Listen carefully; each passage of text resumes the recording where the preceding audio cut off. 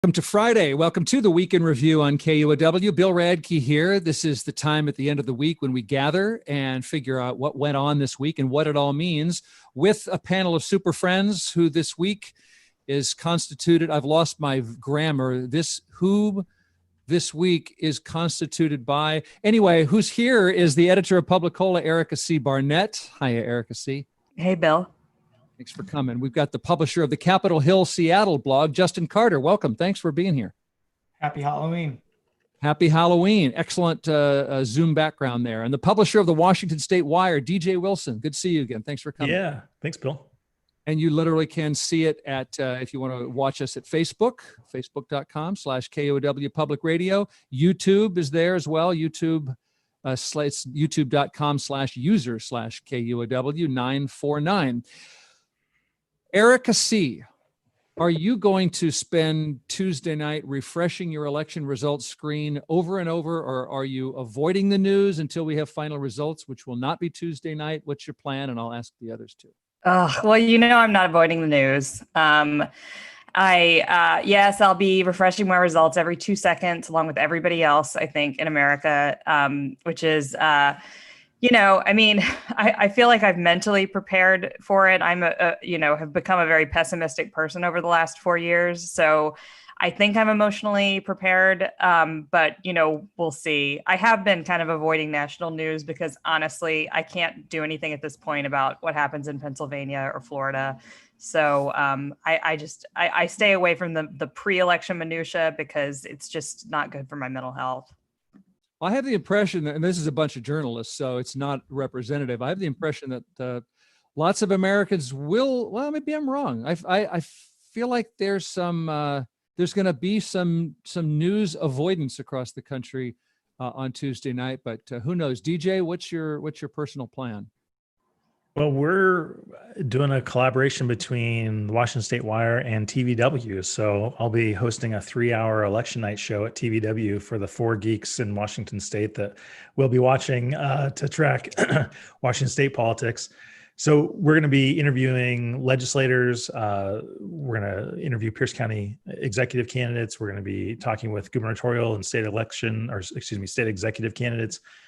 And we'll even go on the ground in Texas and Arizona and some of these states like Montana, where there are some potential changes in terms of the Senate. So we've invited folks like Senator Murray to tell us what this will mean for the Senate and talk about issues of some federal importance. But most of our coverage will be, focused obviously on Washington State. Justin, how about you?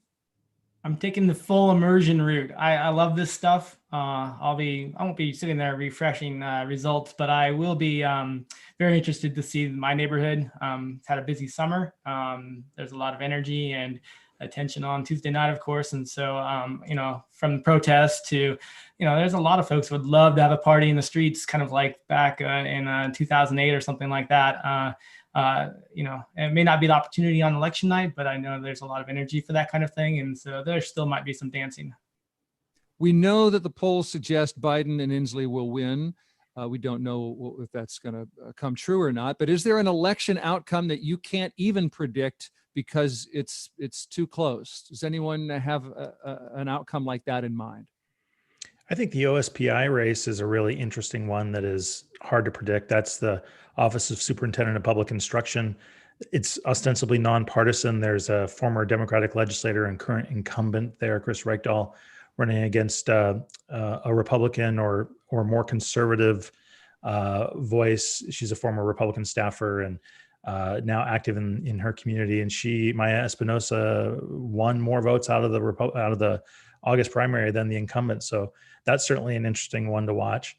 And then I think what we see out of the 28th legislative district in South Pierce County, what we see out of the 10th legislative district up out of Whidbey, and then the 19th legislative district down in Cowlitz and Grace Harbor, those are the 3 closest races in the state in terms of the legislature, 3 closest districts rather in terms of the legislature. And so we may see a national storyline that trends very strongly one way. We may see Jay Inslee get reelected, but you may see some Republican pickups, which would be contrary to the overall narrative. And if that happens, you'll see him in those districts.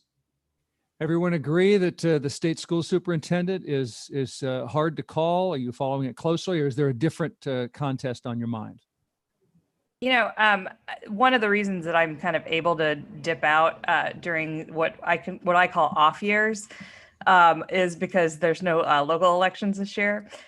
So I consider presidential election years to be off years for me, but as a reporter. But is it really that close to call? I mean, the statements that Maya Espinoza have made are pretty in line with Trumpian type of Republican statements, more than what you would consider like a traditional Washington, moderate Republican of the past. I mean, she is of the opinion that schools should reopen faster than they are. That teachers should be considered essential workers so that they who need to go back to work, that sex education, I mean, she's misrepresented the sex ed referendum pretty badly, or the sex ed law rather pretty badly, saying that it would teach fourth graders sex positions. So, I mean, she's got some pretty, I think out there views, out there in the sense that they are not necessarily mainstream Washington views. But I don't know. The only polling I've seen is by a progressive group, NPI. So it could be a toss up, but it does seem like, you've got somebody who is pretty out there on the right versus a moderate Democratic incumbent who beat another Democrat in 2016. So, my money would be on Reichdahl. Justin, what race or issue is on your mind? I mean, voting is boring on Capitol Hill this year, as Eric said. The local races, the local as we get is the 43rd district. I don't think that's much of a question, with the incumbent Frank Chop doing pretty well, actually, considering a real energetic challenger. There are some things to watch for the community. We wrote about R90 today and its implications for LGBTQ students in the state and how important it's the referendum that, just want to fill in listeners, the legislature passed this referendum that would have sex education, age-specific sex ed subjects taught statewide in public schools. And then a group of opponents gathered signatures to put it on the ballot, and referendum 90 is before us right now. Yeah, and that could mean a lot of information for kids that are, LGBTQ or LGBTQ wondering, and that's an important thing to support. So a vote for that referendum is a vote to uphold that law and to uphold that rule for the schools across the state. And a significant portion of the sex education, quote unquote, that would be taught, beginning in kindergarten, is about healthy relationships and sexual violence, which is something that impacts 1 in 3 girls and I think 1 in 6 boys by the time they get out of high school. So when we talk about sex ed, we're not talking about sex positions. We're really talking about healthy relationships and having kind of a realistic understanding of how STDs and things like that and pregnancy work, as well as sexual violence. Yes. Anything to add, DJ? No, I think this referendum 90, though, is one of these things, I think, that not everybody who votes on that is going to fully understand that issue. And certainly most of folks will not have read the underlying legislation. So how that gets voted on, how it gets perceived, may be markedly different than where some of us think mainstream Washington values are. And I think it should pass. I expect it will pass, but we're about a 70% plus 75% pro-choice state, according to public polling and even some private polling. I don't think this referendum 90 is going to get 75%. I expect it to be kind of in the upper 50s range. And the thing about the OSPI race is it also becomes, because there is not a D or an R behind people's names, a lot of folks who are fired up and they are mad and they want to vote against Trump, even though nobody doubts the direction of our state's vote. They do not know that an OSPI position even exists in a lot of instances, because they vote once a year or once every 4 years, maybe. And that is not a top or a position that they key in on. So when you see a white man's name on the ballot versus a woman of color's name on the ballot, there will be some people who are mad at Trump, who show up, who might be confused about referendum 90, but they want to vote for a woman of color that reflects their values, but they may not know what that means about education policy moving forward. Okay, and just to represent the point of view of some people who are against referendum 90, there are voters who say they don't want the government teaching their kids about sex, although, as we just laid out, this is, age-specific curriculum starting with kindergarten, and it's not about sex in kindergarten, but it goes through up through 12th grade. There are voters who don't like the state creating the standard for their school district. And although supporters of referendum 90 say there's another motive, which is to give conservatives extra reason to cast a ballot, we will discuss this further on KUOW. We've got King County Elections opening some vote center locations this weekend to let you know all the how-tos. How do you get registered? How do you do you need a replacement ballot? How do you get help? So there's 6 vote centers opening up. And I want to end our election talk on this unusual. There was an endorsement by the Spokesman Review newspaper, which endorsed President Trump for re-election while calling him a wretched human being. And then the editor said, okay, we're going to stop endorsing candidates altogether. Will you help our listeners understand what that's about? Who wants to start? Yeah, I'll just jump in. To your point, the publisher of the Spokesman Review, we now know because it was unsigned when it was released, but the publisher of the Spokesman Review penned a really backhanded endorsement of the president that said he's terrible for all of these reasons, but because he will keep our taxes low and be good for business, you should vote for him. And I think that there are a lot of people who like the president for very good reasons, and there are for them very good reasons. And I think there are people who like Joe Biden for very good reasons. But it is hypocritical. It does seem to sort of undermine basic values of human decency if your argument is this is the worst kind of bigot that we could elect. The bigot is the term that this editorial used for President Trump. This is the worst kind of wretched person that we could elect.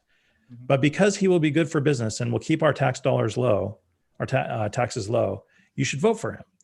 Which, when you have a president who pays $750 in taxes annually, that represents a class of thinking that is not against high taxes. It's against any taxes. And it just is so, not just hypocritical, but it just is sort of absent of any human decency to say, vote for somebody because it's better for my pocketbook, even if it means racism and discrimination and a total lack of human decency. I think people can support President Trump for their own very good reasons and all that good stuff. And I don't want to undermine anybody's support for whomever they want to vote for. But at least fake it. Like, at least say, I buy into the things that this person says. I believe what this person says, and I stand by his or her values. If you say all of his values are terrible and he is a terrible human, but I'm doing it anyway because it's good for my pocketbook, it's just the worst among us. Erica C., beyond what you think of the endorsement, I'm also curious what you thought of the editor of the Spokesman Review saying we're just going to stop endorsing candidates, and he said more as well. What do you think? I mean, part of what he was saying in his statement was that, our reporters do their best to be objective and present the facts, and you can make your own decisions based on the facts, which I think is a complete cop-out. I mean, first of all, let's stop pretending that reporters are objective and don't have any opinions based on the facts, but that they just are stenographers reciting facts without any sort of values or judgments. But also, I mean, it is part of the role of the media to make recommendations on who to vote for, on what ballot measures to support. And, if you're going to have an editorial board as a newspaper, I think it needs to not be your publisher, for one thing. Like, have an editorial board that's made up of people who are more diverse, who are as diverse or more diverse than your newsroom and as diverse as your community. and allow for some disagreement and some robust debate among that editorial board. I think if you're not going to have an editorial board, I mean, I've said this on the show before, I've come out of the alternative weekly world where the editorial board was always made up of the reporters. And when Publicola does endorsements and has in the past, it's, you're looking at an endorsement that's written by me or somebody else on staff. And I think that is another way to go that is equally legitimate, because again, pretending reporters are objective, and pretending that people who write editorials are experts. I mean, both of those things are untrue unless, the editorial side of the paper is really, really taking its information and its lead from the reporters who actually know what's happening on the ground. Justin, I want to hear from you. I just want to give a little more color to how Erica was describing the Spokesman Review editor's take on objectivity. He wrote, "The journalists I'm so lucky to work with every day do all they can to emphasize objectivity, truthfulness, fairness, and decency. Despite our shortcomings as human beings and biases we come by naturally and culturally, each person in our newsroom strives to recognize and acknowledge our limitations and overcome them to document the living history of our community." So, and you may think he's trying to have it both ways, but I think he is trying to say there's a way to, as he said, quote, emphasize objectivity and recognize that nobody is objective and try to overcome those biases. Yeah, I'm not talking about cultural biases though, Bill. I'm also saying that the facts are sometimes biased in one direction or another. Right. What do you think, Justin? Well, first thing I had to do is look up where Spokane is. I don't get off Capitol Hill very often. The second thought that comes to mind is I wish newspapers would just own this stuff. When the Stranger, has a stupid op-ed, they have to bathe in it. And the Seattle Times is pretty famous for, doing things every now and then that the editorial staff kind of wants to disown on Twitter and stand away from, and they're shocked that everybody else is shocked. I think there's room for this kind of, this is a pretty honest essay that we're reading here from Spokane. And there's room for that. But I kind of just feel like they go ahead and own it, be that. If you're going to be it, if you're going to write it, go ahead and be it and deal with the consequences. In case I didn't underline it, which Erica did, the editorial board turns out is one person, and it's the owner and publisher of the Spokane Spokesman Review. Okay, let's pause on elections there and move into the city of Seattle for a bit, and then we'll move back out again and talk about what's happening in Western Washington with COVID and Halloween. We are going to continue on the Week in Review. You can watch us on YouTube or Facebook, and you'll hear us more in just a moment.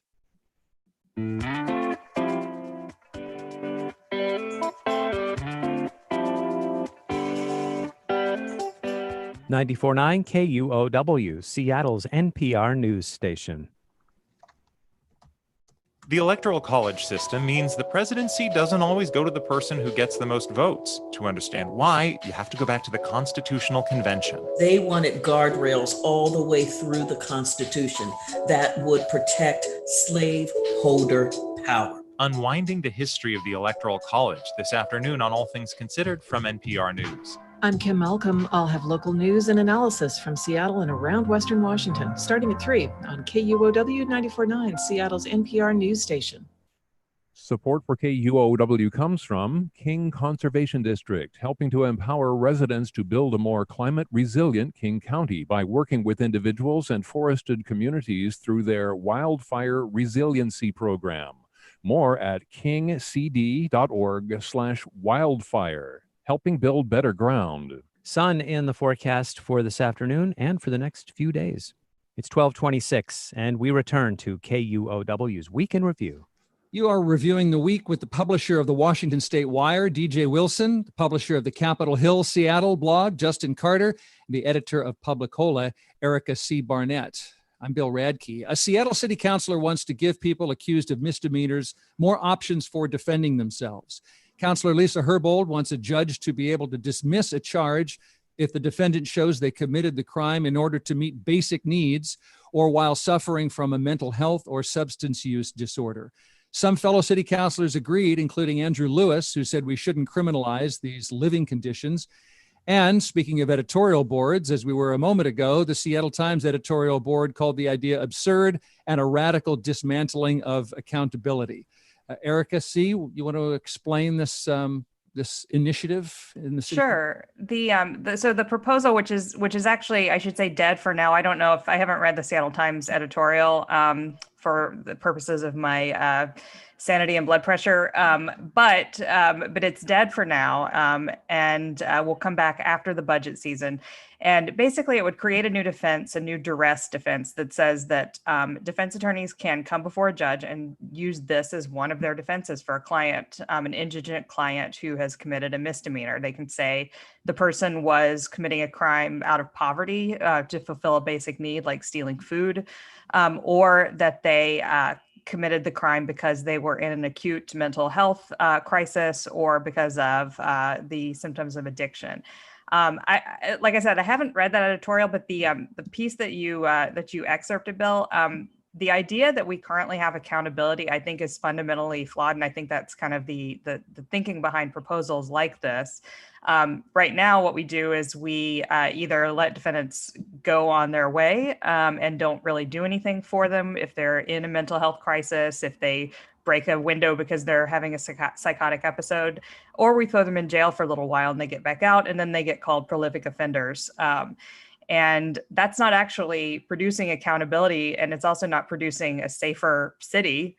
So this is kind of an alternative. It does not allow all crimes, as one pundit suggested the other day in a widely read editorial. It just creates a potential defense that defense attorneys can bring up in front of a judge, and it's up to the judge or jury whether they accept it.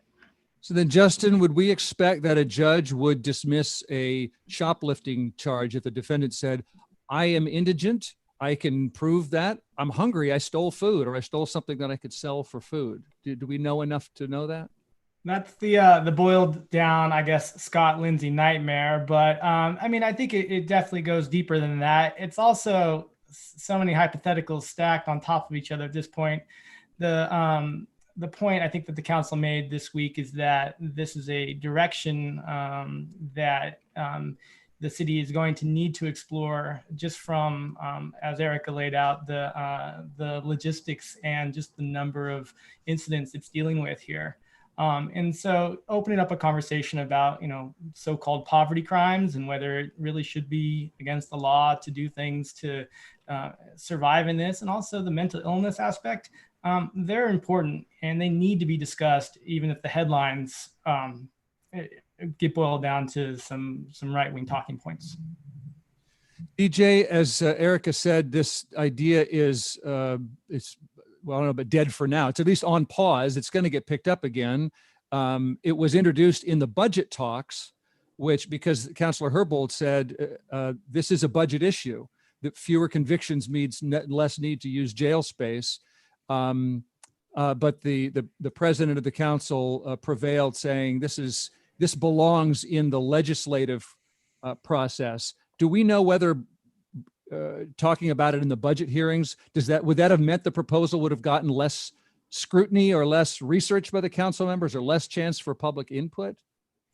I don't. That's a good question. I mean, certainly if it were outside of the budget process, if it were in the spring and we did not have everything else going on, I think you could do more public hearings around this specifically. My understanding is the reason it's on pause is not because of a lack of council member support, but because of all of the staff time it would take.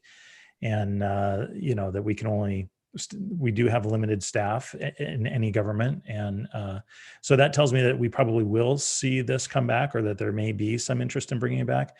I think there are two things to keep in mind about this. This is maybe three. One, this is really a symptom of our inability to manage other things, like building a comprehensive mental health system that meets the needs of our communities. We're still way behind on that. So dealing with the symptom is not usually the best way to address the cause, number one. Number two, I just tell a story of my brother who runs a bar down near Pike Place Market on First Ave. And that poor guy gets beat up, just by running his bar outside on the street once a year and gets put in the hospital. those are crimes that don't get reported. He doesn't like call the cops on that. He's trying to live and work in the community, but he gets. Is that a misdemeanor or a felony? Well, in some of those cases, it would be a felony when he ends up in the hospital. I mean, but there's just so much going on. I mean, he talks about how back under Ed Murray, we used to have this open air market on First Ave where you could get, it was reported at the time to be the biggest open air drug market in the Western Hemisphere. I don't know if that was the case or not, but that's what he talked about. My brother, like I say, who runs this bar down on First.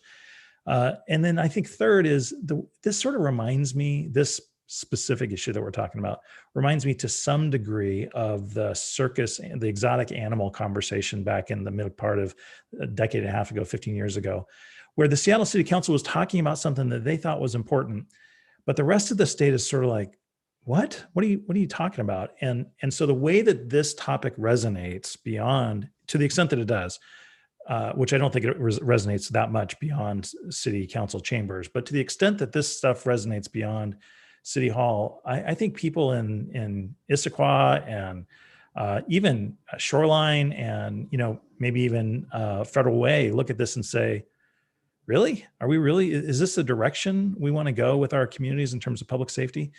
So sometimes Seattle will do things that actually undermines the more progressive vision for the rest of the state, even if they don't really know it. Okay, well, so this issue is paused until at least after Thanksgiving. As I said, the council's not addressing it in a budget hearing, but I do want to see what did happen in the budget hearing. I know the city council is debating today whether to cut 35 police department jobs through out of order layoffs. Is that, do we think that's going to happen? Well, we'll see this afternoon. That's my next stop after this show, is to watch the 2 p.m. meeting where they discuss this proposal. I mean, the characterization, I think, from the mayor's office that the council has already proposed all these radical cuts is a little misleading. But this actually would be layoffs and the first significant layoffs at the police department. And we're talking about 35 out of a department of 1,400. So the impact of that on the overall police force is probably less than the attrition that they're seeing anyway. I think the overall budget, and I raised this issue in my column today at Publicola. There's a big question, I think, whether the mayor is going to veto this budget like she vetoed the 2020 rebalancing package a couple months ago, or a month ago now. And the council is making some considering some really profound changes to the proposal that the mayor put out there, not just in the police department, but in terms of, funding programs for housing, for homelessness, for building equitable development that was originally funded last year through the sale of a big piece of property. So, they're making some really fundamental changes, and I think this is one of the more interesting budget seasons that I've ever seen, probably since the McGinn era, when we also had a recession and a lot of really tough choices. Justin, a big driver of these police department changes and cuts, of course, is all the protests Seattle has seen for 5 months since George Floyd was killed in Minnesota. This week, those protests passed the 150-day mark. You're on Capitol Hill with the Capitol Hill Seattle blog. How have the protests evolved since the beginning? Well, the evolution that was clear on Monday night was definitely around organization and safety. We've discussed the safety brigade, the cars joining the marchers since around midsummer, but that number has grown to, and that presence has really changed the feel. There are so many vehicles. Go along and protect the protesters from what? Because I've heard you can fill in there's apparently police seem to be well, anyway, I'll let you describe the I mean, they're using a variety of ways, and I don't want to, so I'll be careful with this. I haven't reported on it in like the depth of some other sites like Erica too with Publicola, and also I think there's some interpretation of how the brigades are used. But yeah, they can protect a crowd from everything from police intervention to dangerous drivers who get frustrated by the marches and want to drive through an intersection.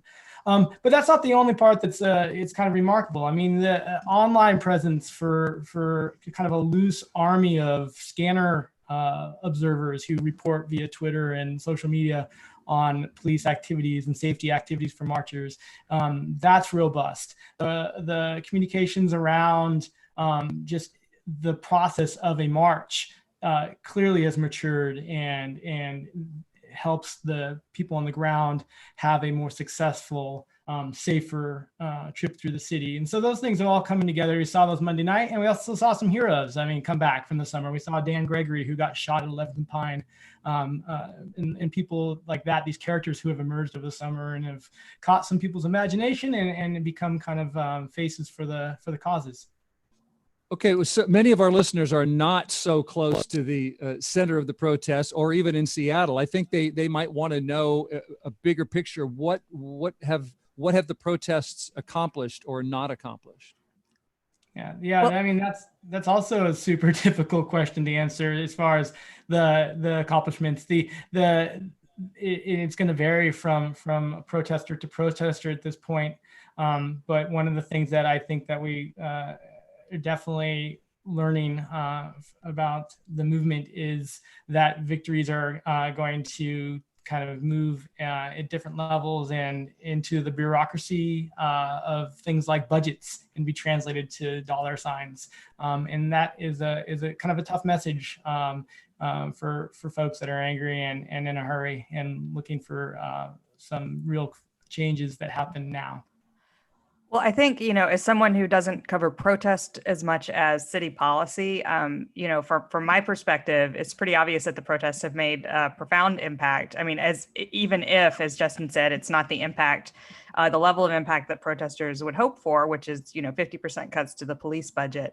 I think that the conversation has completely shifted to the point that, for example, the mayor is on the defensive. She's proposed this $100 million blank check for quote unquote for BIPOC communities that will be decided by, or is supposed to be, if her plan goes through, decided by a task force appointed by the mayor. And I think the pushback on that has been much greater, and the council's rejection of that idea, or at least clawing back some of that money, has been much greater than you would have seen if these protests weren't just continually going on day after day after day. I mean, I think the council in particular has been really impacted by the message that protesters have been bringing to the streets every day. And I think that, we're seeing like 3 different city commissions, which are jointly appointed by the council and the mayor, have called for the mayor's resignation over the police actions over the last few months, and over, other issues like inaction on defunding police and investing in communities. So I think the conversation around policy has just profoundly shifted from where it was at this point a year ago when we were discussing the budget. I want to get to DJ in just a moment, but would you, Erica, clarify something you said? Listeners, again, who aren't as tuned into this, they hear that the mayor of Seattle is investing money in BIPOC, Black, Indigenous, and people of color communities, and the city council is clawing that money back. That may confuse. Right. Thank you. I thank you for the opportunity to clarify. So the city originally, the council passed legislation last year that's a new tax called the Jumpstart Payroll Tax to basically fund a lot of, in the short term, a lot of COVID relief, and in the long term, housing and homelessness related programs, which very much disproportionately benefit people of color and Black, Indigenous, people of color communities. And they also, and the mayor actually herself last year promised to invest $30 million from the sale of a piece of property called the Mercer Mega Block in equitable development. And so this year's mayor's budget basically rejects both of those proposals, abandons the promise of equitable development, and takes all of the money from that jumpstart tax and puts it back into the regular budget. And out of that, she's proposing this $100 million and asking the council to essentially set it aside without knowing what it's going to be spent on until a task force of community leaders who, are all arguably people who have access to power already, and all appointed by the mayor herself, can decide on how that money will be spent. So there's lots of pots of money flying around, but ultimately the objection to this proposal is that this money is already allocated and the mayor is trying to kind of pull it back and spend it how she wants to spend it. DJ, any comment? Yeah, I think there are three really interesting takeaways out of this experience and the set of experiences that we're talking about right now. One is that Councilmember Teresa Mosqueda, I think, continues to do a really good job of building a collaborative council majority that can stand up to vetoes. And that does not happen very often. We've seen it already happen this year. I expect if there is a veto, the council will not take well to that, and it may well be overridden. So I think we're seeing the kind of collaborative leadership that we hear so many people say they want out of our Seattle politics. We're seeing that. And Teresa Mosqueda is leading it, even though there are not a lot of headlines out of that. Number one. Number two, or rather the headlines are not about her, they're about the policy and the budget. Number two, I would not have bet, and I would not have taken any odds 3 years ago that we would be at a place in the fall of year 3 of Mayor Durkin's term. I would never have taken this bet that she will continually be on the defensive, continually be reacting with a tone and an approach that just is always a day late and a dollar short. I think we saw that. Frankly, I see that. I think we see that all over the place. And so when people want our Seattle politics to be more collaborative, I think it means Mayor Durkin needs to kind of get on the council bus a little bit, because they are the ones that are driving the momentum here. And even though, number three, there is this sort of space to be anti-council, there's a political space to be anti-council for sure. This kind of topic of police and public safety has become a new cleaving point, not just in Seattle politics, but in American politics. And whether you are sort of Blue Lives Matter or you are for public safety reform, that is now something, it's a talking point in our presidential debates, where Seattle is featured by the president himself as a city that they, quote, got back. You see it play out in all sorts of Democratic versus Republican partisan battles. And I think it will certainly continue to be active in next year's elections, but it's so much bigger than just Seattle politics at this point. Justin, finally back to Capitol Hill. Cal Anderson Park is officially closed. What goes on there, and are there plans to reopen it? And if so, when? Lots and lots of Frisbee, dog walking. It's officially closed, but during the day, and especially on a day like this, which is gorgeous outside, it's busy. But it's also there's a difference. From the pandemic and from the activism of the summer, there remains pretty sizable encampment areas of the park. Maintenance is hit or miss. You hear some reports that city workers are concerned about going into the park because of the protests at night or the activists around the park during the day. And so it remains a busy, important part of the neighborhood, but it's starting to show some of its cracks. The garbage cans don't always get emptied. The grass does not get mowed. Trash can pile up. Some of the disorder of mental illness and addiction, it can be more obvious there because there's just not as much of a presence as there should be if the park were fully open and people were invited to return to the space. The trash and mowing, again, the park's officially closed. Is that systemic? Is the city regulating tent encampments? Is it cleaning the park? Is it removing garbage? What's happening officially and unofficially? Yeah, it's difficult to say exactly where the pandemic starts and ends in this equation around Cal Anderson, and where the unofficial the official closure and the unofficial opening starts. But there's some evidence that this is a bit of a game piece in the argument around the city's need to replace its team that it was charged with dealing with encampments. We heard from the Parks Department that it was not safe for workers to go and clean up around the encampments without a team like that. And now that that funding's in place, maybe the game piece will change and Cal Anderson will be treated differently. But that's been the story for the weeks since CHOP and the protest zone was cleared out. Okay, Erica, finally on this, is there an important update on the status of this team, this navigation team? It included police, it included social service workers. There's been a lot of debate. It's here, it's gone, the money's back. What's happening? Would you boil it down for us? Sure, the money's back. The council decided to put $2.1 million into this year's budget, $245,000 of which is going to fund not exactly the navigation team, but a team of 8 people who are going to be stationed essentially at desks, and if the mayor's plan goes through, will coordinate the work of the actual outreach workers. Coordinate is doing a lot of work there because it's kind of unclear exactly how hands-on their job would be. Tammy Morales, city council member, has proposed a 5-member team that would have much more limited responsibilities and would hand over more of that responsibility to contracted outreach workers, nonprofit providers that actually work in the field all the time. And they would be responsible for doing things like sending, giving referrals to shelter, referrals to hotels, and that sort of stuff. So it's still pretty much up in the air.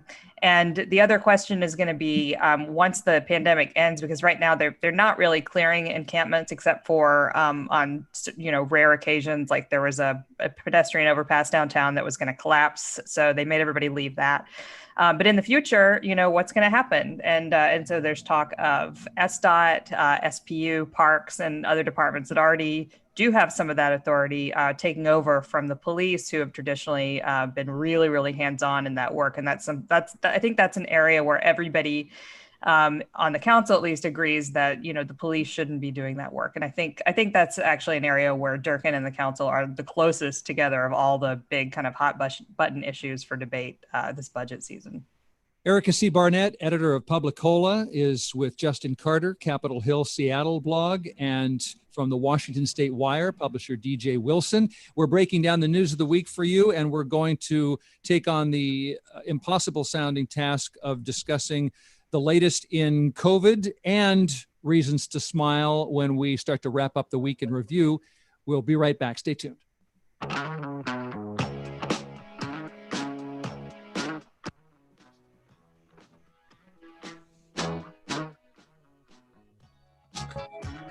Support for KUOW comes from First Tech Federal Credit Union, with private student loan refinancing for those who need it and information for those who aren't sure. Student loan specialists and loan calculators available at firsttechfed.com/student. 61 degrees in Seattle. We are expecting a mostly sunny afternoon. In fact, we're looking at sunny days through the weekend and into Monday, then rain likely on Tuesday. Support for KUOW comes from Kyoto Art and Antiques. Their online warehouse is open for business now through November 8th, featuring over 40 categories of Japanese art, textiles, furniture, and more at KyotoArtandAntiques.com. This is 94.9 KUOW, Seattle's NPR news station. It's about 10 minutes till 1 o'clock, and we return to KUOW's Week in Review. You're listening to the Week in Review, or you're watching it at Facebook or YouTube right now. I'm Bill Radke. Coronavirus numbers are rising in Washington State. King County is now averaging between 170 and 190 cases reported each day over the past week. That's about 2.5 times what we saw in late September. Yesterday alone, King County reported 221 new cases, which is almost what we saw in April, and then again when we peaked in July. Justin, health officials say it's not because we're testing more people. So why is transmission increasing?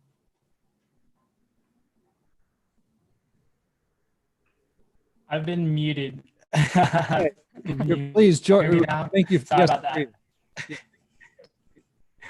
Had a Zoom moment. Okay, can you repeat it real quick? You're breaking up, Justin. So let me see if we can hear any of your panelists better, and then we'll see if we can get back to you.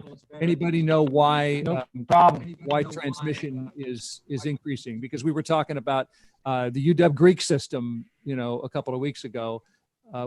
what else to say. I think there are two things here, and just to restate what you said differently, we have the highest in King County. We have the highest reproductive factor that we essentially have ever had, or very close to it, meaning it's spreading as rapidly as it has since about March 11th. And I think there are two kind of key things. One is it's starting to get a little chillier.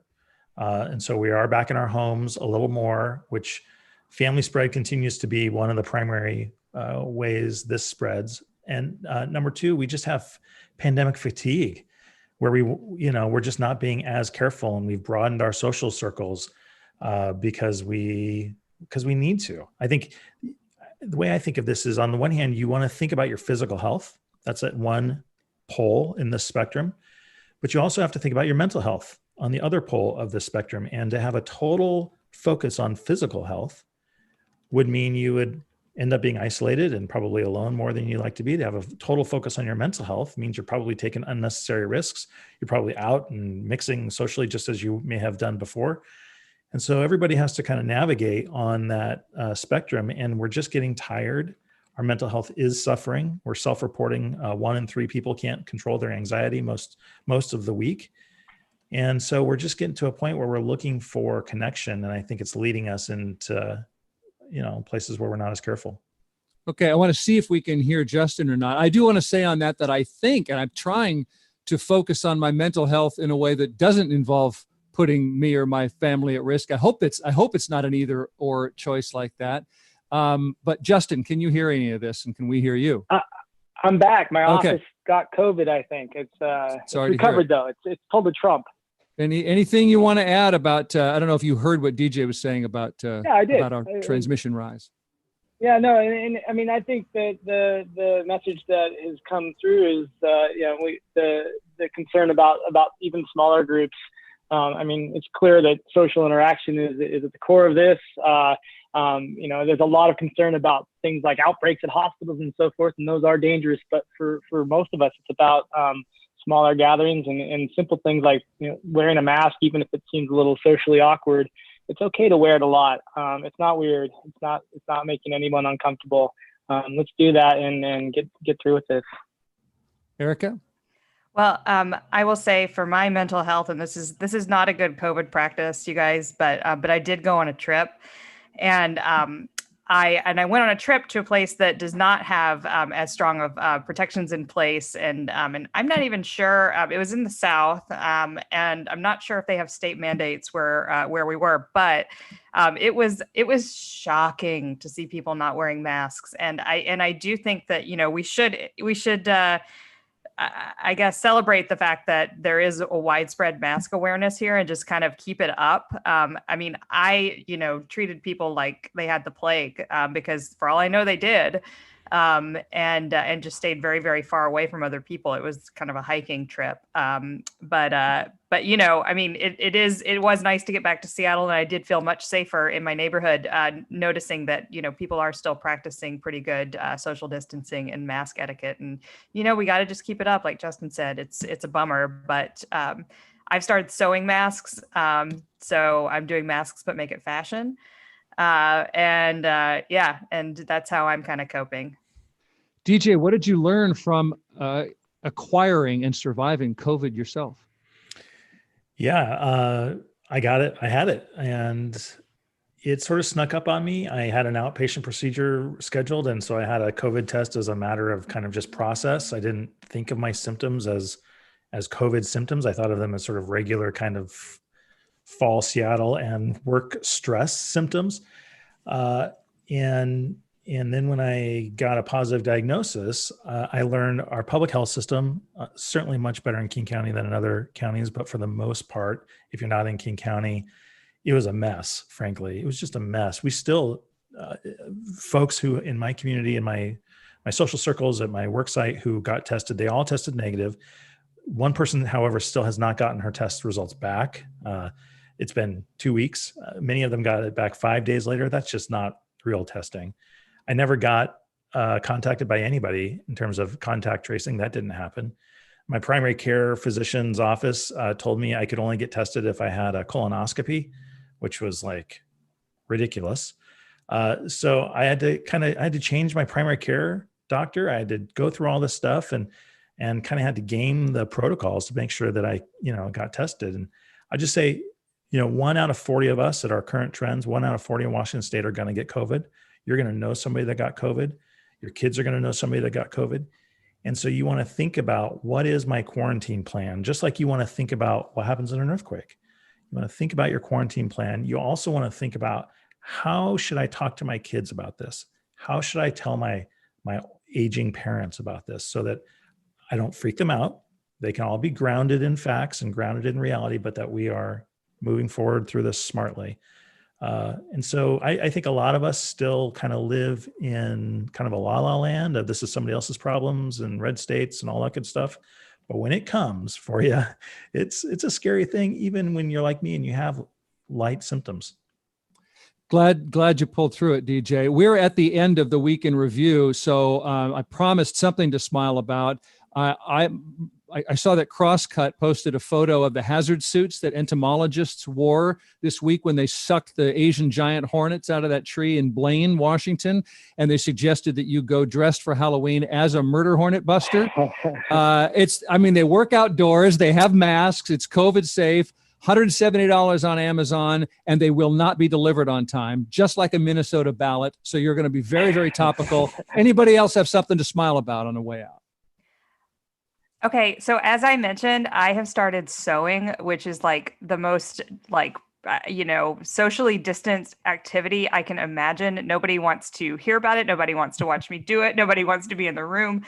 But it is honestly doing and I think I've said this on the show before, doing like manual work with your hands that requires some brain power, really is much better than television or certainly Twitter for taking you out of things. And I highly, highly recommend it.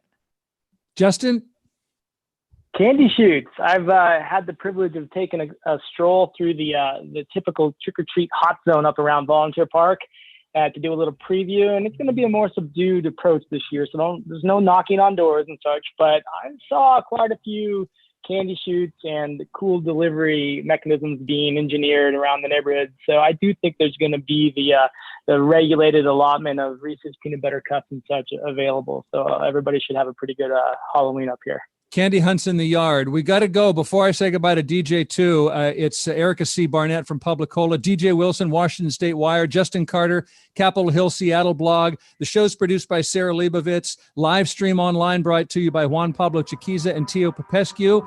I'm Bill Radke. DJ, anything you want to say to make us smile in about 15 seconds? People are voting, and we should be proud that our republic is strong. Go vote. Thanks for tuning into the Week in Review. Thank you, everybody. Thank you all, my super friends, and we'll see you all real soon.